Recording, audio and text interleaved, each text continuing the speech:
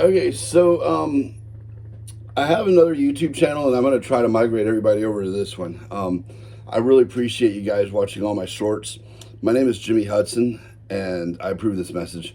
All right, so I've been a guitar teacher since 1996. I'm also an alumni from the Atlanta Institute of Music, and I was very fortunate when I went there. I mean, uh, we there's so many great teachers that have come out of there. Jimmy Herring and Sid Wolf and Carl Culpepper, Steve Freeman, of course, founder of AIM, Shane Theriot, Adam Nitty, Tom Knight. I mean, a lot of those guys, Jeff Sipe. I was very fortunate to have gotten to know almost all those guys. Jerry Peak. I could go on forever. But while I was in Atlanta, even though I'm from Memphis, I met Sean Lane. And also, while I was in music school there, I started taking lessons from Barry Richmond, and I traded doing tech work for lessons.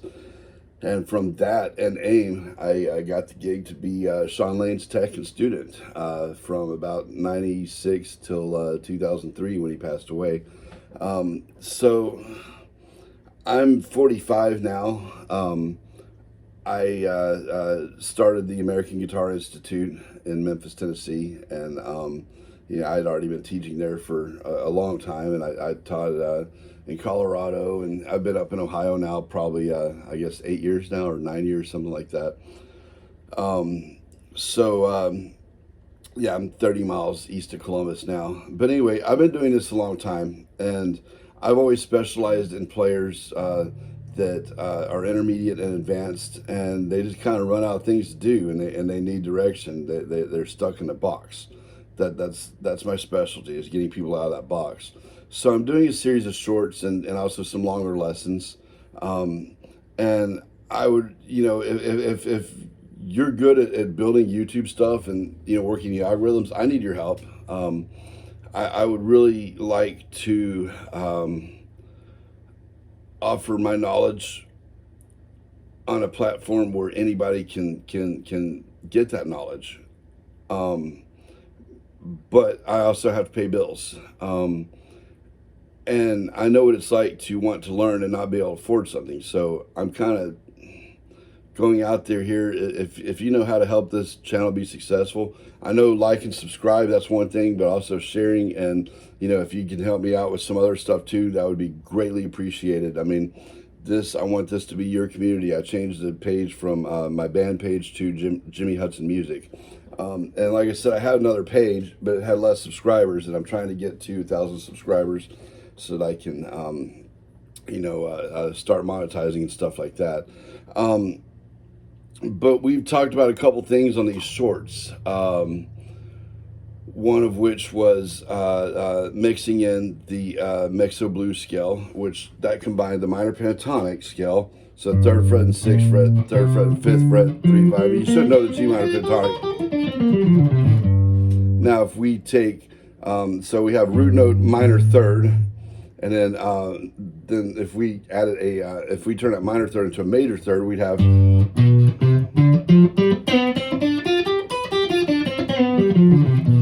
That's what's called the dominant 7 pentatonic, or as my old teacher and longtime friend Sid Wolf calls it, the Jan Hammer scale. I learned that from Barry Richmond in Atlanta. Fantastic player. So is Sid. So we just turn that minor third into a major third to get that sound. And then we have the blues scale, which is, that's your minor pentatonic, but then we add the tritone. So the tritone is your augmented fourth, and that's going to be the fourth fret here on the fifth string, and the sixth fret here.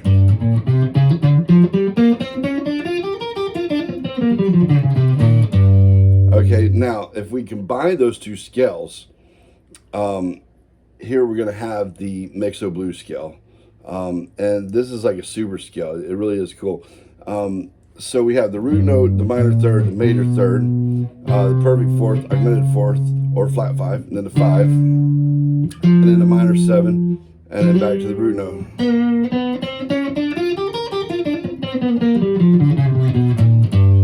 Then we also look at the major pentatonic. So here we have Ooh,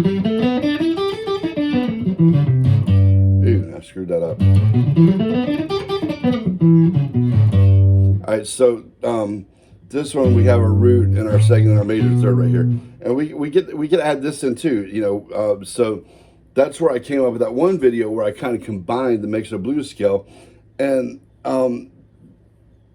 one big difference between soloing with say the country styles, which originally stood for bluegrass. So we had bluegrass and that kind of formed into country and southern rock, and then we had blues, which kind of formed more into rock. And those are really America's. That's America's classical music and jazz, but still all stems down from the blues, and a lot of it comes from gospel. It was this mixing of cultures, and me growing up in Memphis, that's kind of like the biggest mixing pot of culture there is, especially when it comes to music, and a lot of great music has been cut out of my town, but one of the big things would be like if you're playing over country, you might look at it more of a diatonic approach and play the major pentatonic over the major scale, or go back, and play the relative minor, which a quick way to find that, let's say our major is, or our minor is this, no, I'm sorry, the major, let's say our major is this G right here. We go 1, 2, 3, so go back 3 frets, we have E, right? Or let's say it's A, 1, 2, 3, there's F sharp. That's just a quick way of finding your way around, and I will get into further detail with all this stuff later. But I wanted to maybe start making some follow-up videos to some of my shorts where I took a minute, and I also wanted to kind of introduce myself and where I come from. I feel like I've been teaching for a very long time. 1996 was when I got my first teaching gig. That was in Miller Music in Longmont, Colorado, after music school. And then I went from there back to Memphis, and I started working for Sean Lane again. And I was teaching at Xanadu. A lot of y'all know me. I mean, a lot of y'all in Memphis. I taught at Xanadu for a while, the old one on Winchester and Germantown Road, and then Central Music and Art Studio used to be Central Academy Music, and then I taught there for a number of years, and I had my own school, of course, American Guitar Institute, which is by Guitar Center. So anyway, what I did on that one was I took, so country, those type styles from bluegrass stuff, they might play more diatonically, meaning playing the major pentatonic over the major chord. So that means that their approach on, say, playing minor pentatonically, like singing over that A, they might,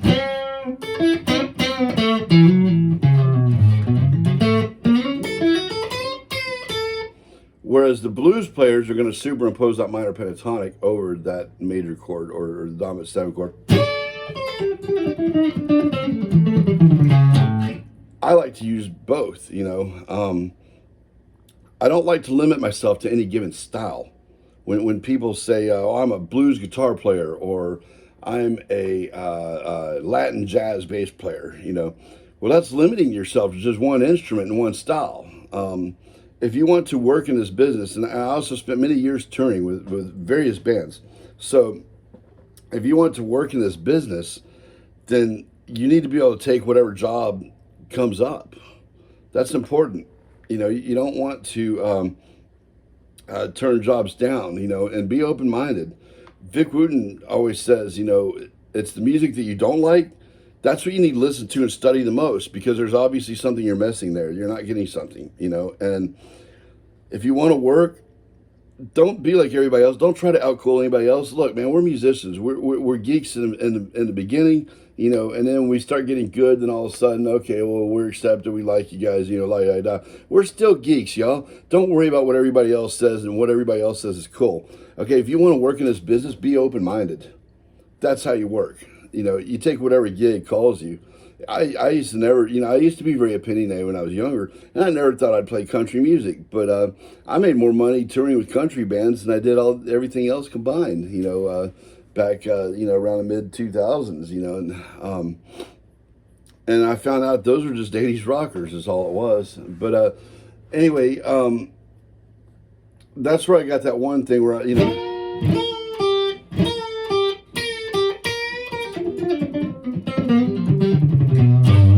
where I kind of combined the major pentatonic, then I superimposed that mixo blues scale over top of it. Um, let's see, what else do we do? The 4 note per string major scale. So the we have the 7 patterns of the major scale, which there's many references out there to get those. And basically what I did was I did like a G major. I did like,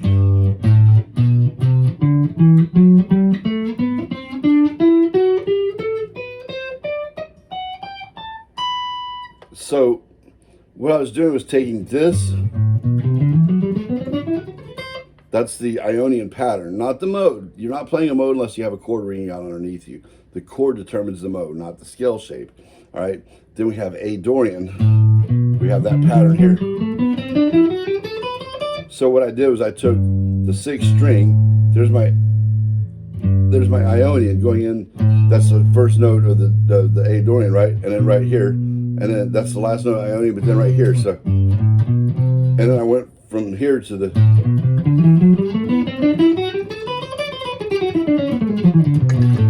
So here I have right there. So, and then.